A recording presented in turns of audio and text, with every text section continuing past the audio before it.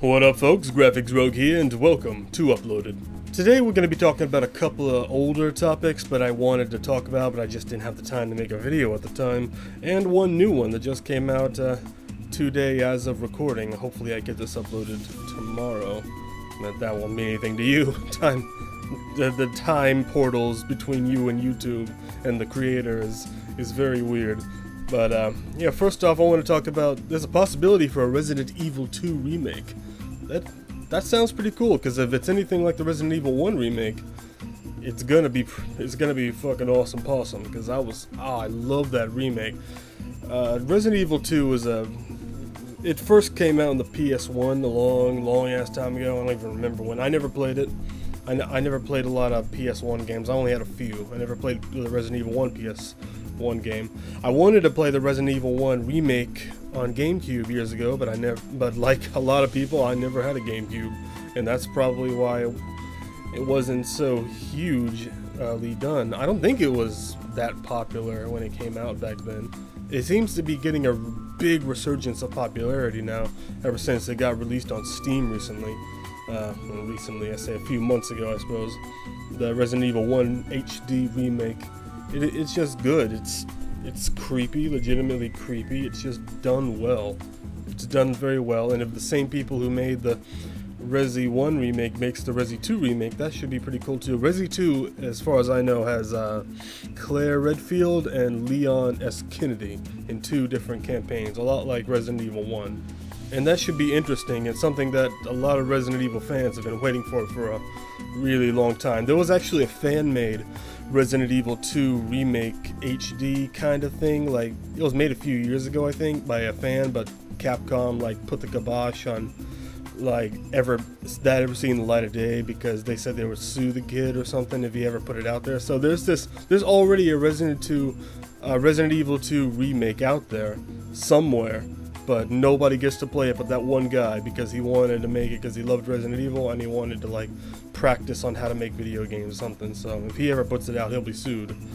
So I guess Capcom is maybe going to start making their own one. There's a thought that maybe it will be released in the 4th quarter of 2006, allegedly. It's a possibility. 2016, I mean. Did I say 2006? I don't know what I'm saying anymore.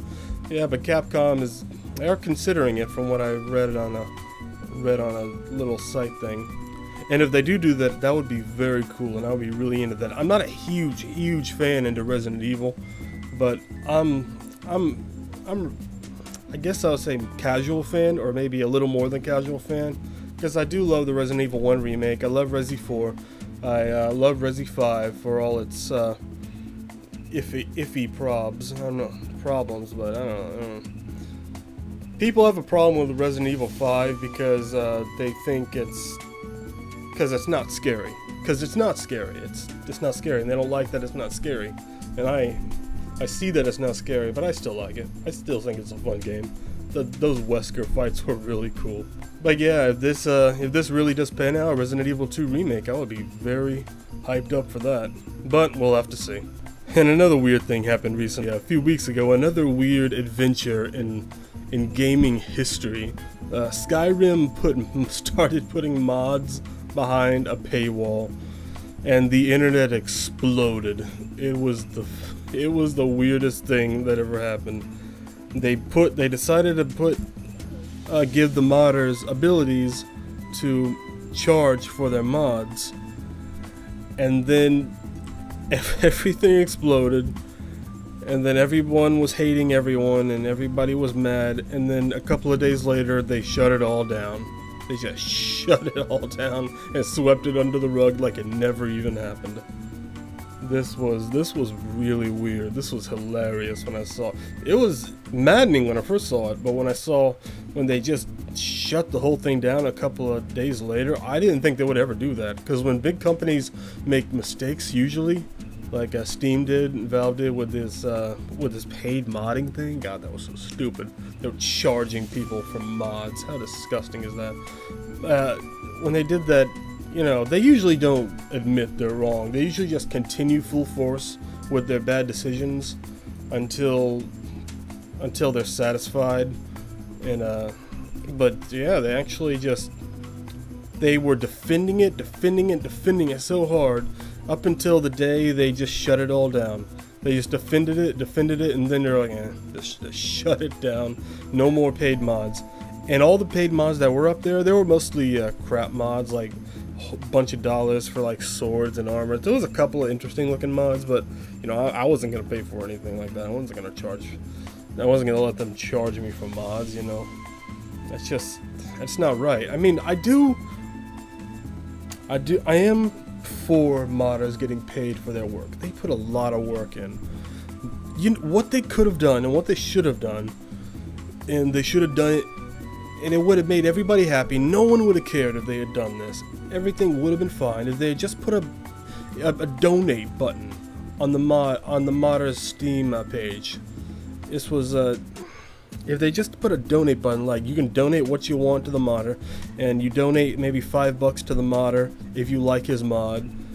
You don't have to donate anything, but if you do, maybe Steam gets a little bit of a cut, and everybody would have been happy. And the way they're doing this, Steam got a huge cut. They got like most of the money if somebody was lightheaded enough to actually buy a mod. Steam got a crap load of the money that should have been going to the modder, because the modder puts in so much work. You know, they get no money now except for the congratulations of the community. But man, the community exploded.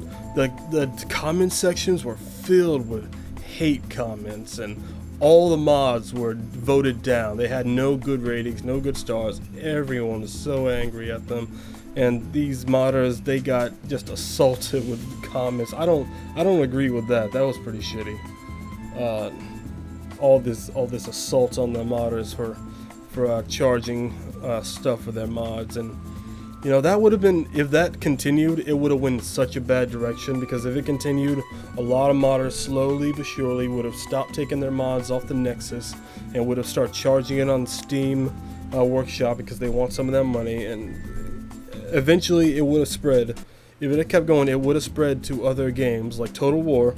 They would have started charging Total War for mods, and that would have been terrible. You know, I would never have gotten into mods as much as I have if they were charging for it, because I don't have money. I didn't have money to charge for mods. I still don't have money to buy mods. No. I said no. But man, that was just a bad decision. All they had to do was put a donate button on the screen. No one would have said anything. Everybody would have been fine. They were like, oh, you can donate to the modder. That's cool, I guess. I mean, charging, giving the modders abilities to charge people. A lot of them did pay what you want things, but usually you had to pay something. And it was a ridiculous thing. It was just very poorly implemented. It was put up in the wrong time. It kind of just popped up out of nowhere too. There was no previews of this. There was no opening statements from Steam talking about we're going to be doing this in the next few weeks, and we want advice and thoughts about this for the community or anything like that. It just appeared on Steam one day, and then a few days later it disappeared because everybody got so mad. It was very weird. It was a very weird adventure in gaming history right then. I thought that was it was scary at first, but when it went away, it just became hilarious. I mean, the whole thing was a bad idea, but there was ways they could have done it to make it work for them. I mean, their business.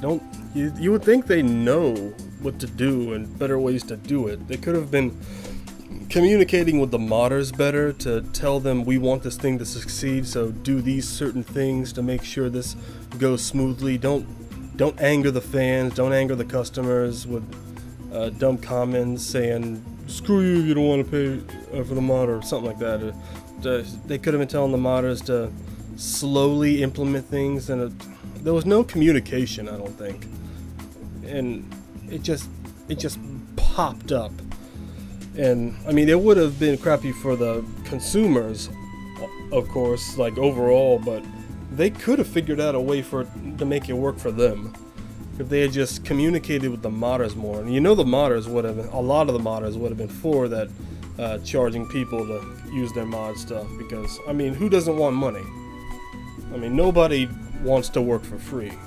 But yeah, there was so many ways they could have went about doing this right and better and good for everybody. You know, the donate button, that would have been just good for everybody. There was so many ways, and wow, that was such a huge failure. One of the biggest failures of Steam I have seen one of the biggest failures of gaming I've seen in a long ass while. But it's gone. It's gone. Nobody. I don't know if paid mods will ever come back. It might one day. Who knows? I kind of doubt it. Luckily, the Nexus said no to that immediately, and they never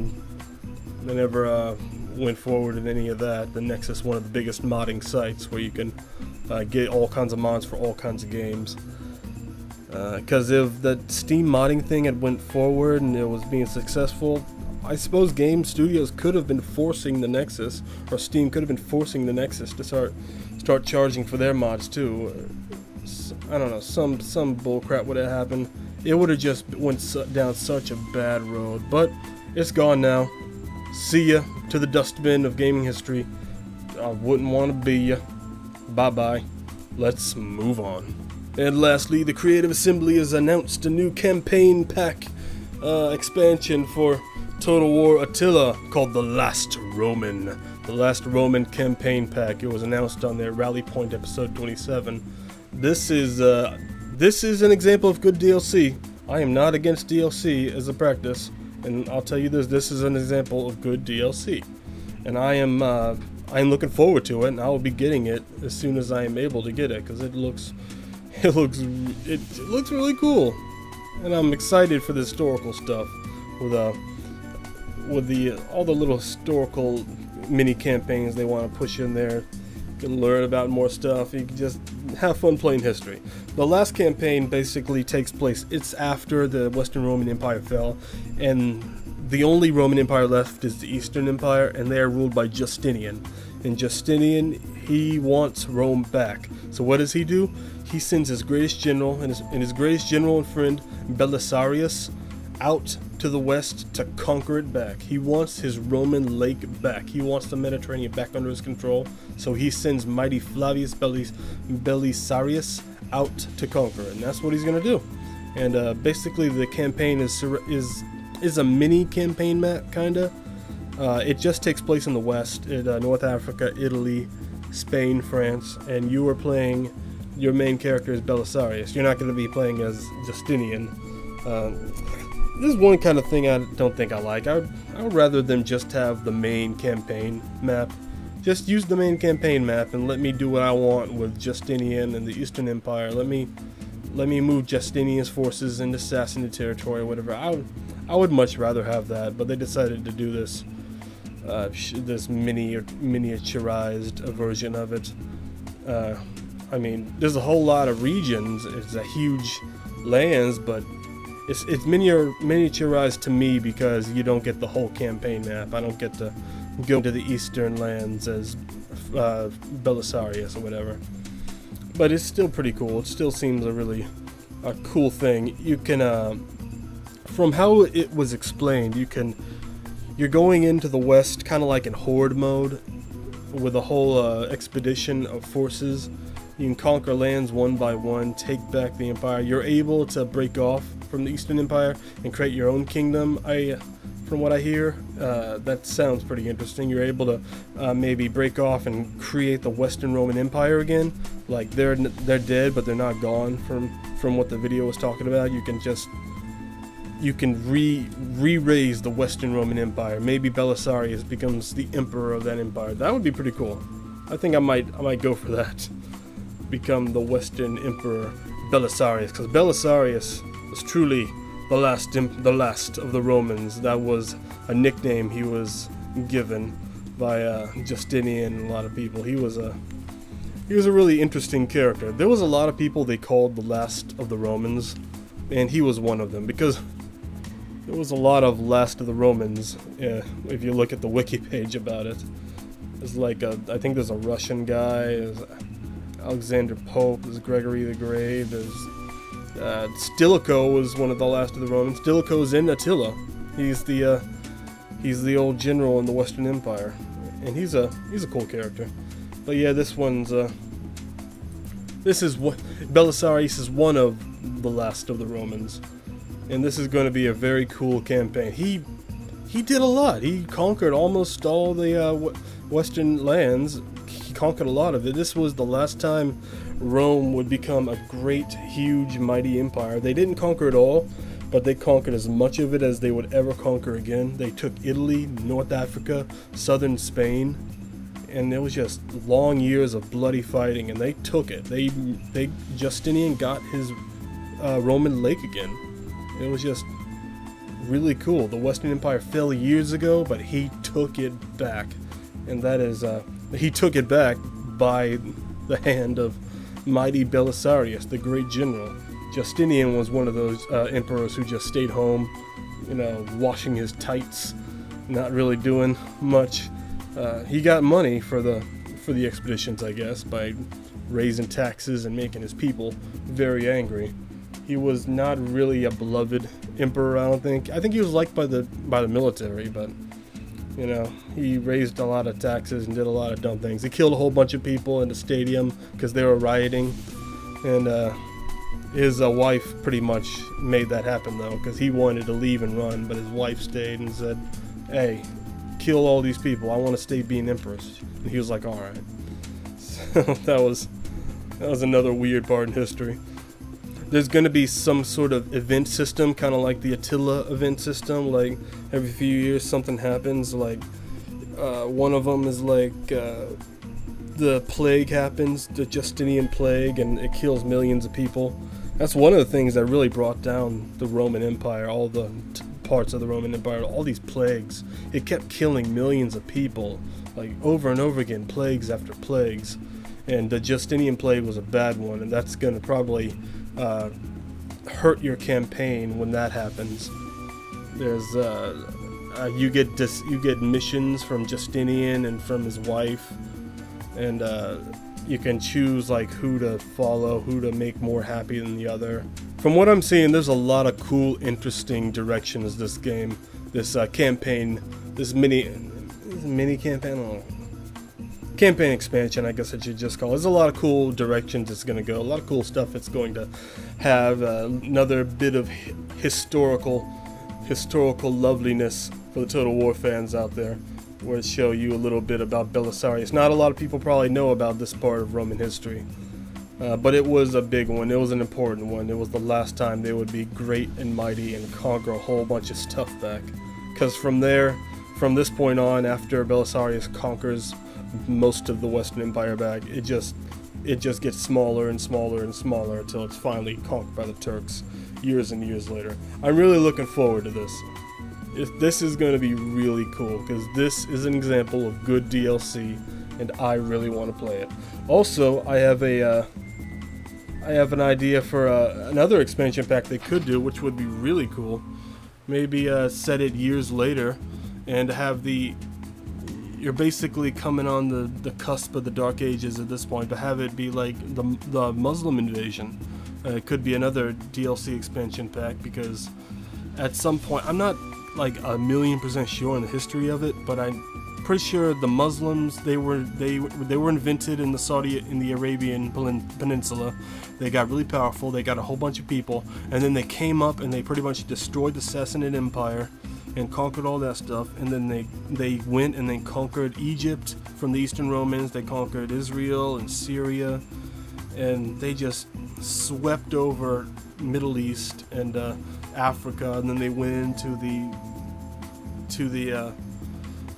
Spain, and then they went to France, and that would, I mean, you're really pushing on the door of Medieval 3 at that point, but I think it's before. I think it could be before that, because when in Medieval 2, the Muslims already took everything, and like they're in Spain and stuff. But this campaign DLC, not the Last of the Romans, but my fantasy suggestion would be just the birth of that, the Muslim horde. It could come up like the Hun horde, you know, with different events, how Muhammad was born, and Muhammad spreading his teachings and all this stuff, and then the Muslims rise up and destroy the Sassanids and Eastern Empire holdings in the south and Egypt and Syria and all that. It'll be really interesting. It'll be really cool. You could play as one of them, or you could play as the Eastern Romans trying to survive against their constant onslaught, or you can play as the Sassanids trying to survive because they were destroyed. The Persian Empire was never the same again. You could play as them trying to desperately survive against the oncoming hordes. You could march your way through North Africa and into Spain, into France, like the Muslim hordes did. Yeah, Muslims almost conquered all of Europe back in the old days. They were stopped in France by someone, I don't quite remember who. But that would be a really cool, interesting thought for a DLC expansion pack. What other DLC expansion packs do you guys think would be viable for Attila Total War in this kind of historical setting? The Muslim thing is a little far out there. I mean, it's a little far in the terms of the number, in the terms of the years, but I think it could still fit in, because the Eastern Empire still holds most of their stuff, and Medieval 2 started, Muslims already controlled all that stuff, so I think it could barely fit in. So what other campaigns do you think would be a cool DLC expansion pack? I really want to hear your thoughts on the whole situation. But the Last of the Romans really sounds cool, and I'm really looking forward to it, and I'm really looking forward to seeing you guys next time, that is. Peace, folks.